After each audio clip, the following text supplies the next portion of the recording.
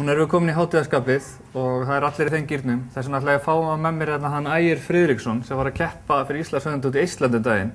Hann hefur margt að færa okkur og ætlar að sýna okkur einfalt meðlæti og hvað sósu það? Já, sósu með kalkúnum og sæta kartöflur sem getur passað með hverju sem sósum. Ég byrja á skræla kartöflur, svona sæta kartöflur, fallega og stóra. Það raunin þetta meðlæti eins og venjulega kartöflur af flestum réttum. En maður síður þær ekki, það eru frekar svona oppakaðar. Ef maður síður þær, þá verður það svolítið fljótt að mauki. Skera þær í fallega skífur, hæfilega þykkar. Þetta verður svona meira að það bara ein falleg kartöfla á mann og... Þá stingum við út svona fallega... Já, það er hægt að nota piparkökuformin í margt annað en að gera piparkökukalla og... Þá erum við komið með fallega hring, lítur vel út. Og afskurðurinn, hann fyrir mauk, sem við sprautum svo ofan á kartöfluna. Þú bara hlutar hann niður. Brýtum hann í fallega, bara bita sem passa í pottinn. Þetta rúmist betur. Okay. Og með þessu setjum við nokkra svona rósmarinlauf og smjörteininga, örlítið vatn og sjóum þetta í mauk. Herru, við ætlum að krydda þetta bara með salt. Það er salt og pipar. Yfir. Ferskur pipar, gefur gæfum muninn. Og þú ert með eitthvað leini meira. Já, við erum með hérna, tökum restina af rósmaringreinum.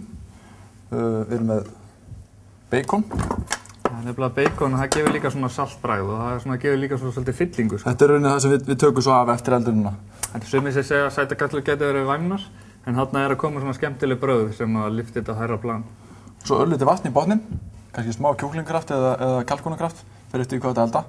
Og álpappirið voru inn í ofn. Og ég hendi þetta í ofnin í cirka hvað lengi? Cirka í svona 40 mínútur. Þá eru kartöflurnar komnar á ofninum. Þú ert búinn að setja mauki í sprautupoka. Og hvernig eigum við að framreiða þetta núna? Nú tökum við rauninni bara, baconið af. Þetta var bara fyrir bragðið? Þetta var bara fyrir bragðið. Nú kemur fyrir hérna lókið. Þá bara sprauta hver og einn eftir sínum höfði, skilurðu. Fallega toppa hérna ofan á. Það komur svolítið skemmtilega áferð, mjúkt á ofan og svona aðeins, en samt ekkert svona hart, þetta bara bráðnar í munni. Já, og lítur út fyrir að vera stórum mál að gera. Já.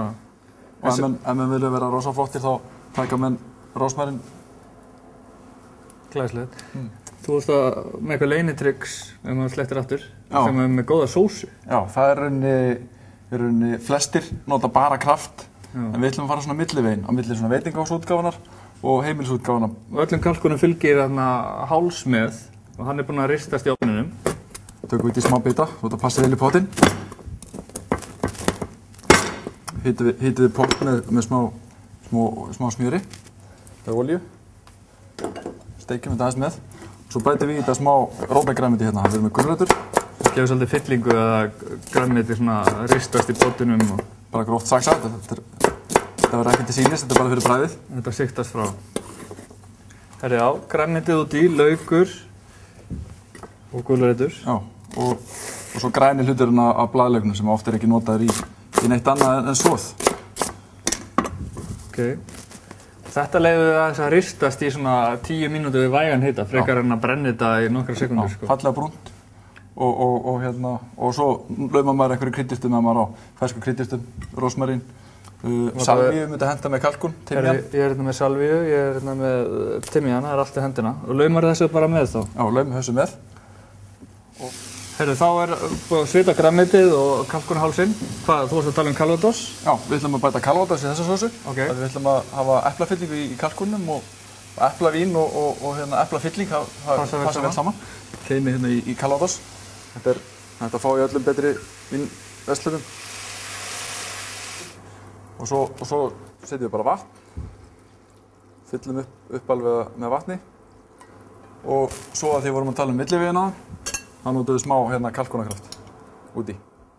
Og þessu leyfum við að sjóða í svona hálftíma, klukkutíma, fyrir eftir hvað mikið tíma við höfum.